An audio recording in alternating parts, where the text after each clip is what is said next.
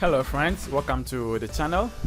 In this video we're going to talk about performing all CRUD operations, that is a create, read, update and delete operations in EFcore, that is the Entity Framework Core 7 in Web API using SQLite. So I've done a video on the same topic, but this time around that video was on SQL Server and now we are using an SQLite. The question is why? When you use the SQL Server, that is for a big production purpose. But in terms of creating a single website, a simple application, a blog, simple applications, then you can use SQLite. The reason is the SQLite file is going to be included into your project. So you can now have your SQL database inside your application. You need not to connect to an external source for SQL Server with the help of the SQLite. SQLite is lightweight database management system that allows you to create database and also add it into your application. So that's what you're going to talk about today. So if you're planning of creating a blog, creating a simple application or small application, then you can use SQLite because it's going to add a database into your application. With the help of this podcast, you're going to understand what I am talking about. Okay, so first of all, we have to create a web API project because that is what you're going to use to explain this. How do you create it? Click on File, launch a Visual Studio 2022. Now click on File, then New Project. And now with this new project, you are going to create web API. That's an ASP.NET Core web API. And the language that we are using here, it is known as C#. So we choose that, click on next. Here we have to give it a project name. I have created one already and the name of that project is called demo. So you can give it a name that you want and choose the location that you want to save it. Click on next to choose the net framework, that is 7.0. As I record this video, that is the current one. But I have 6.0 up to 3.1. okay, but you know current one is what we need, so we pass in or we choose the current one. Aside from that, click on create to get it created. That is very simple. Now when you create this and run this application, this is what you have. When I forecast controller, it is the default one. As soon as you create a web API project, you have this default one. And the UI, as you see from here, is known as the Swagger. So this Swagger is part of the Swashbuckle. And when you're about to install this, the name that you have to use is the Swashbuckle. When you go to the controller, that's the program.cs file, you're going to see this Swashbuckle here. So that's the application or the package name. But when you create the API for .NET 7 or .NET 6.0, you have that Swashbuckle, that's the API or Swagger UI inclusive. So you need not to add anything else because as you can see from here, it has added the Swagger UI gen and it is using the UI and the Swagger service as well. So that is the service that it is using here. Okay, and these are the pipeline that it is using, as you can see from here. So these are the pipelines that it is using and it is configured. All right, so these are default ones and we're going to create our own for this particular base. What you have to do first is to install our NuGet packages. Now NuGet packages, what are the NuGet packages that you need to install? We need to install 3 basic packages. The first one is the Entity Framework Core, and that's going to help us to achieve our query running. That is query running and writing our queries and etc. That is for the Entity Framework Core. Now we're going to use Entity Framework Core.SQL Server. Not this time around, we're going to use SQLite. So SQLite is a software, is a database management software that's going to help us create a database. That's an SQLite DB. And the last one is tools. Tools enable us to perform migration. So that is what we need for this tutorial. So let's go to Solution Explorer. Now on dependencies, right click and go to Manage NuGet Packages. And under the Browse tab, I have installed them already here, so I need not to install them again. But if you are not having it, click on Browse and I'm trying to install this Microsoft Entity Framework Core. That is the first one. The second one here is Microsoft Entity Framework Core.SQL Server. And the last one here is Microsoft Entity Framework Core.Tools. So these 3 packages are the ones that you need to install. Now when you are done, we can now get ahead and now start creating an application. So what you have to do first is to create our connection string. So we need to create our connection string, or by setting our connection string in the appsettings.json, and that is where we need to specify our connection database name, that is for the SQLite. Okay, so in there, let's navigate to appsettings.json, and that is it over here from the controller, not from the solution explorer. You have it over there. And now in here, this is what you need to specify. So let me just copy this. Now the connection string for SQLite is quite simple as compared to SQL Server. So here you need to specify only the data source. The data source here is known as the SQLite DB.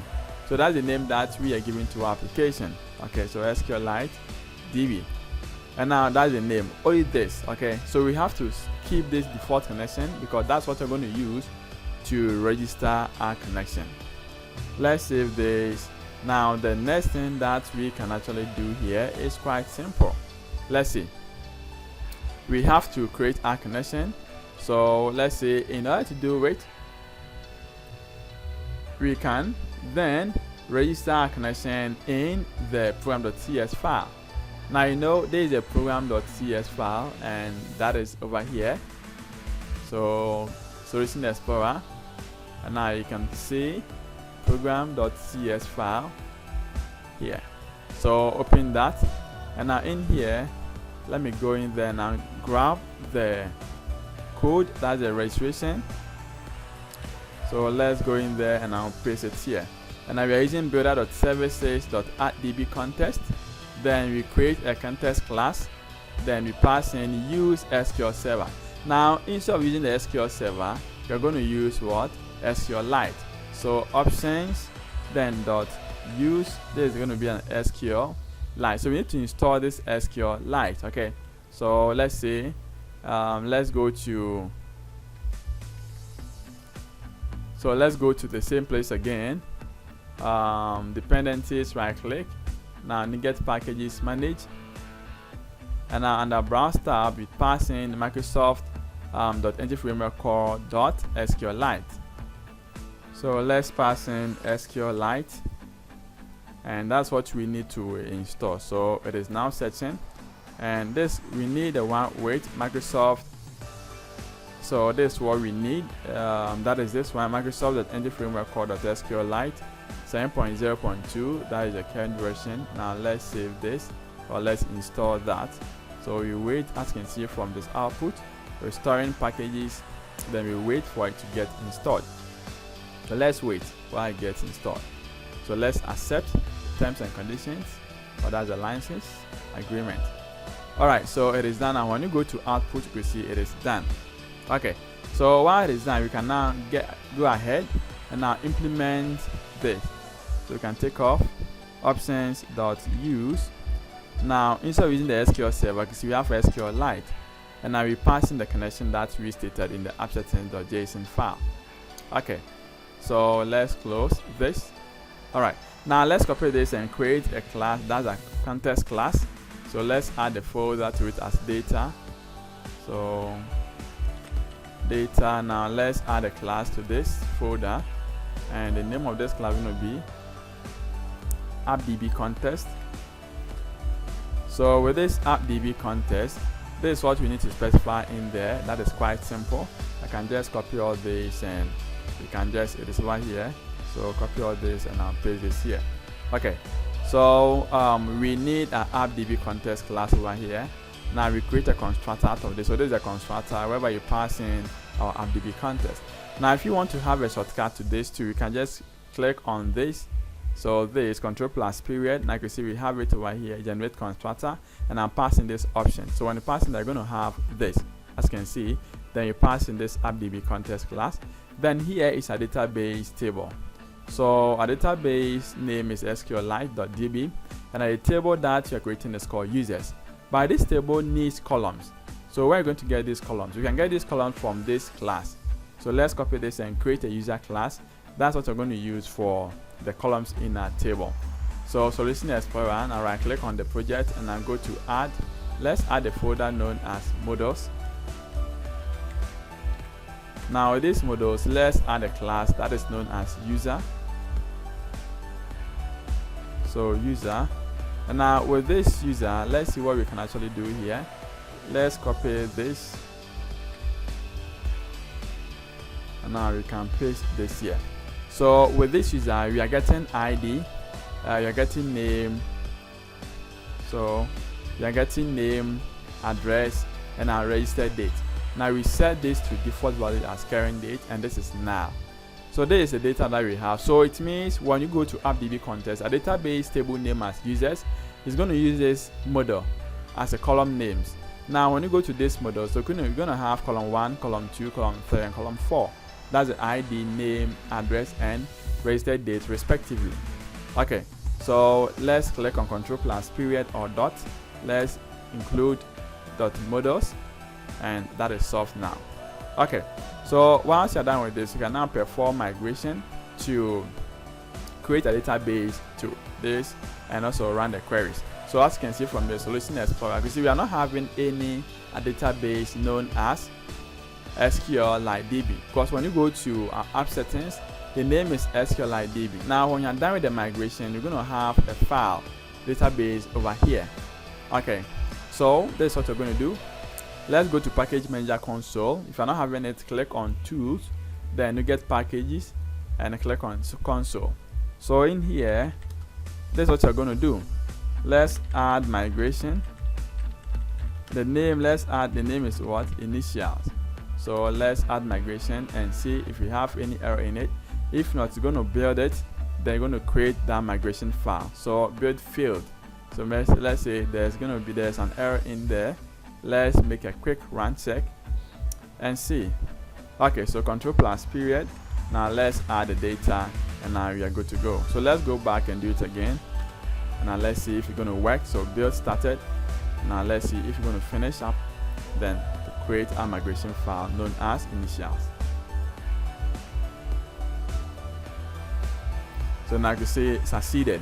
So now it is running our migration and it is done. So you can see the name that we use is initials, and now it is creating table, users table, setting the ID as primary key, and these are the various columns. Let's update the table to get it created. So when you go to Solution Explorer, you will see we are not having any file or any database file added, right? So as soon as we pass in the update, you're going to see the SQLite database there. So update database. Now it's still going to happen. So let's see. So Solution Explorer, click on Solution Explorer. Now let's see if you're going to have good. So you can see we have SQLite DB added, and the migration update is what done. So now this is a database. The database is now added to our project. So that's why I said earlier on that if you are creating a website or a small application whereby you need not to set your database onto a different machine or somewhere else, you can just include the database inside the application, whereby everything is going to go to the application or the database and store it over there. Okay, and that's exactly what we have here. Okay, so now we have this. We can now close this migration file, and we can go ahead and create our controller and start to get this. Okay, to set data to this. So in order to do it, let's go ahead and create our controller. So controllers folder, right click, and now let's add new controller. So let's see what we have in default one is what? Weather forecast. So right click, add new controller, and that controller is going to be an API empty one, and I will set it to user controller. So user controller. Now in user controller, we first have to inject our context class. So this is a way to inject it. You can now click on this control plus period, and I can create a constructor here. Then we pass in the connection file. Okay, so that's what you're doing. You create a constructor here, we pass in this connection file, then we set this to private read only, create an object, then we assign or initialize this. So now we are good to go. Let's perform our CRUD operation. So the first one is create. So we have create, read, update, and delete. So with the create, this is what you're going to do to create it. So let me copy this for create, let's pass it here. Now with this create, we are passing a users table. Okay, so now with this users table, it is add user. So let's send here as add user, and now we have new user as an object from this. And as you can see from here, we check if user is not equal to null, we pass it or we store it in database table. Then we return the list of users. Remember that here we are grabbing a list of users. So after it has been saved, we're going to return the list. But in case that what you're passing in is null, then we're going to return object instance not set. Let's save this and see what happens here. So let's go to application. Now it is refreshing, or we can do it manually right here. So we can just click on this once more. Now it's going to build this. As soon as it's built, it's going to reload here, and as you can see, it is doing the same thing as I said earlier on. Okay, so user, let's add user. So try this out. Now with this, we want to pass in the name as, let's use, so we are using this, and the address here is maybe we can use Nigeria, and let's say street number 412. Okay, and the date here we maintain the same date, but you can take up the date because you have a default date initialized. And let's execute it. You can also take up the ID, because you know as soon as you set the ID as identity, it's going to add the data. It's going to add ID automatically. Now let's execute this. Now let's see if we're going to have the list. Okay, so you can see we have this over here. Let's add one more, and let's see.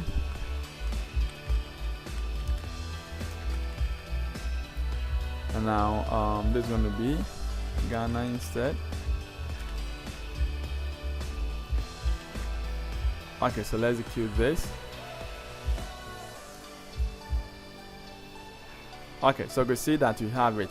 Let's add two more, and instead of this month, and add Ransford.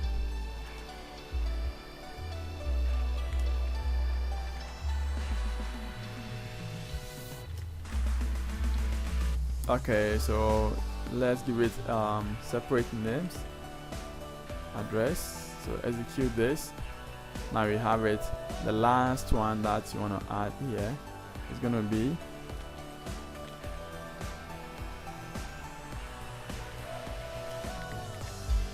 and let's see.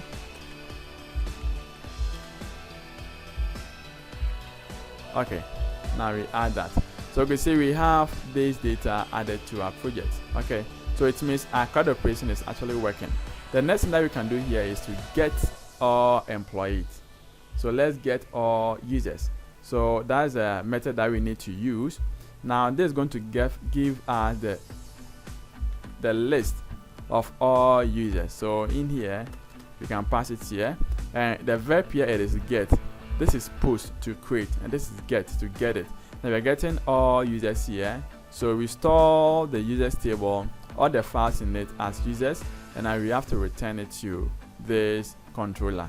Very simple as that. So let's refresh it, and as you can see we have four data right here as users. Now with this get users, click fast, click to try it out, execute it, and we're going to have the 4 list. So let's wait. Good. So we have 1, 2, 3, and 4, and that is for get method. Okay, so that is it. Now let's go to get particular ID. So how do you get a specific user? And it's also very simple, and that's what you can see from here. We get a specific ID. So let's see. Now we can now paste this here. So we read single user, and now we specify the ID as integer. Okay, inside this API, and that's our route. And aside from our route, you can see we pass the same ID here. And now with the same ID that we need to pass, you can see that from here we're going to search from the database as a users table. And now aside from that, we check if it's not equal to null, we return the user. If not, we say user is not available. So let's save this, and now let's go to, let's wait for our refresh to be done. Then we check. So we need to pass in an ID which is an integer. So let's see, if I decide to pass in a, let's see what's going to happen. So we see it is not accepted because it needs an integer, it must be a number. So 1, and I could say I have, let's see if I'm going to see 1, so that's a 1. If I pass in 2, I'm going to see 2. If I pass in 3, I'm going to see the third one. If I pass in 4, I'm going to see the fourth one. If I pass in 5, let's see what happened. Now user is not available because we specify that over here. So that is it. Now we have create, we have read. Now the next one is an update. So in updating data, we can use this to update the data in the database. So in here it is an HTTP put. So put is for update, get is for getting or, and post is for what? Sending data to the user or to the database. Okay, so let's see. Now with the put, as you can see from this side, it is getting, we are just, that is over here, we are updating the user, and now this is the new object that it is coming in. Okay, now we check if it is not equal to null. We first search through the database and search that what is coming in here ID is equal to the data found, the record found in the database. If it is so, then we set the username is equal to the current one coming in, user address the current one coming in. Then we can now update the database and return the updated user. Very simple. If not, we say return the bad request as user not found. Save this, and now let's see. Let's wait for the refresh to be done. And now that is a put, so click on it, and here if I pass in ID 1, okay, now if this ID 0, now you can see I pass in ID 0 and they say that object reference not set to an instant, okay, because there's no ID in set. So if I pass in ID 14, let's execute the 14 and see what we have here. So you see the same thing, object reference not set to an instant. Okay, so this is what you're going to do. Let's click on post, and now let's try this out.